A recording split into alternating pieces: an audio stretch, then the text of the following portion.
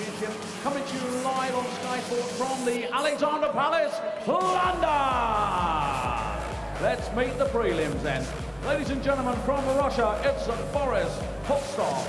And from Japan, making his fourth appearance at the World Championships, it's Haruki Muramatsu.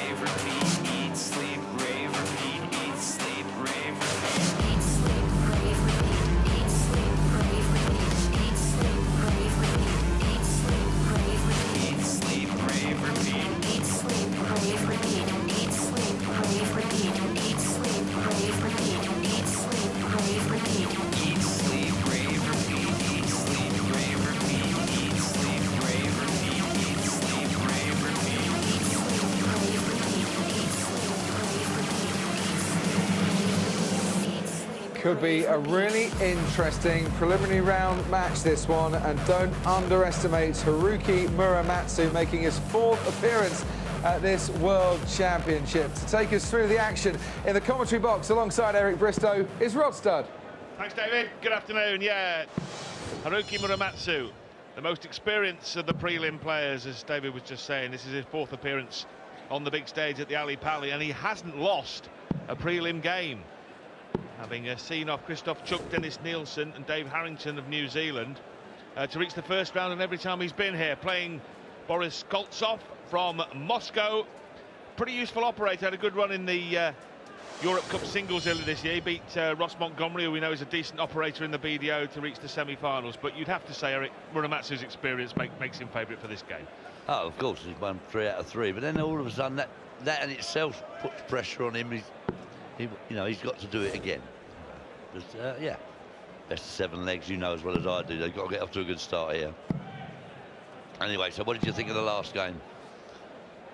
Well, Nicholson, you have to wonder where he's going now, don't you? All the negative thoughts from before the match. He said he was going to take stock, but lost the game. You, John and Wayne were talking about that before the match, and you wonder where now for Paul Nicholson, don't you?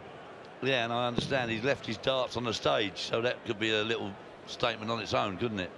Thinking, well, that's the end of it. But no doubt we'll find out the result of that in the end. But he had his chance, though. It was 2 sets to 1 up, 2 legs to 1 up. So you've got to throw one of them 2 legs. So you've got to do it. And even that last leg, he went ton 180, 180. So absolutely 6 perfect darts.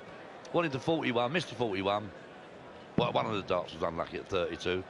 But forgive the past his due. He wanted 109, and he took a great 109 out. So you've got to take your opportunity. He had to take his 41 out, and the other lad took the 109 out. So great game, went all the way.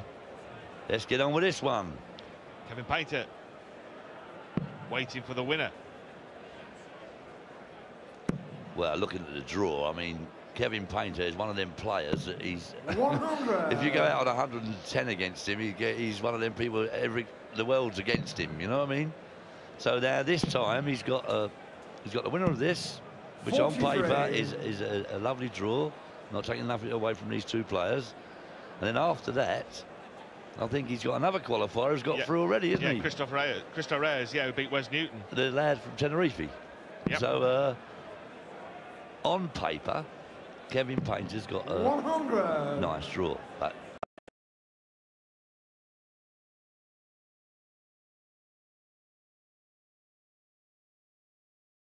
players started coming over, and from all over the 4 corners of the globe, there was a big gulf, or it wasn't there, between those players and the top pros from over. That gulf has narrowed right up. We've already just said there about Reyes beating Newton. Sasha Stein beat Stuart Kellett. Scott Kirsten last night rattled Gary Anderson's cage. The gap is narrowing, isn't it? It's great to see. I love it. I love to see him. I used to love playing in the World Masters years ago, where we used to have like 42 countries there, 350 players, and you look around, there's people from all over the world. All right, they wasn't good players, but they was representing their countries, and it just shows you how far the games. And I've travelled all these countries. I know there's some great players all over the place. There's some brilliant players in Malaysia. I played over there 8-10 years ago. And the Indian lot from Malaysia, and I played in their clubs. And I'd love to have picked like 4 of them to play in the old World Cup. They were fantastic. 122. So they are good players, but they've just got to get used to playing on TV, and it's great to see. Double 10 for the first leg.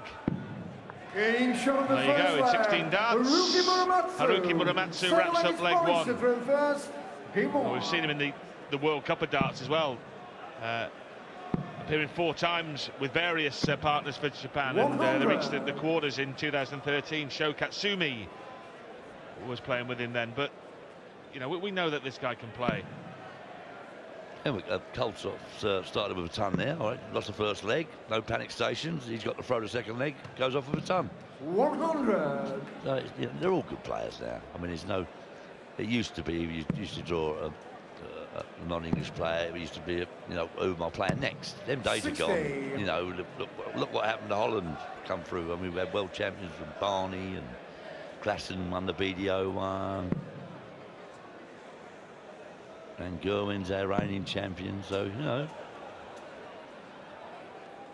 Good darts. 140. Very good darts, averaging just over 100. I know we're only halfway through the second leg, but averaging over 100. Where he's got through, Muramatsu, each and every time to the first round proper, he hasn't managed to win a set after that. I mean, in fairness, one of the times he was playing Phil Taylor, but he did take 3 legs off Taylor. He broke the Taylor throw twice, and the power was mightily impressed. Well, I should think so. So he would have frightened a few people with his performance that night. Well, I watched Peter Manley play the power in 2 world finals. He never broke Phil Taylor's throw once. He never won a set. John Park was beaten 7-0 by Phil Taylor in the final. I think he won 3 legs that year, John. 60. So, you know, mind you, Phil Taylor's done that to quite a few people. You know what I mean? So, Blackpool, he's beat people 10-0 first rounds, and that's the nature of the beast, I'm afraid, with Phil. Doesn't take his foot off, which is the way, isn't it? Get in front and put them to bed. Good darts, he's playing well. Mr. Painter will be watching this, I think. Well, he'd be well advised to be forewarned and forewarned. Hello. As Boris Koltsov fires in a maximum to leave double 2, just to let Haruki Muramatsu know he's still around. How much pressure has that put on the double 12? Will it force an error? It was a great 180. Yeah, I mean, he wanted 64 with his last 80. He thought, I'll just fill it up into 180, leave double 2, and I hope I get a shot. He would have most likely went treble 16 to leave double 8 normally. And it's worked. He's got a shot. Now then, hit the double 2 and you're back in the game. Put the doubt in his mind. Wow, what a great last 4 darts. And a bit of that. Oh, I like him. He's all right. Gives it a bit of oomph when he hits a double. Should think so. Representing your country, that's great. You don't want to come here and lose 4-0. That's your worst nightmare. Marvellous from the Muscovite on his debut. One of 24 debutants this year out of the 72 players. Wayne Martin had the calculator out. He reckons there's, by the end of this tournament, 300 different players will have now played in the PDC World Championship, spreading the game far and wide. Right, and only one of them's lost to our top, though. Mischievous, Eric, aren't you? And who was that? That was Wayne, wasn't it? Yes, right, yeah. No, that's great, though, isn't it? 72 players each year. I mean, you get the 20-odd new ones each year. It's going to mount up, isn't it? Well, when it first started, the first PDC, it was only 24 of you, wasn't there? In groups of 3. 8 groups of 3, yeah. That's right. It's when we broke away and we've done the right thing. We've proved that now, but there's a few doubters at the start, what we've done, but that's history now. We don't get into all that again. Look at it now. Look at these crowds. Biggest party in London we've got here.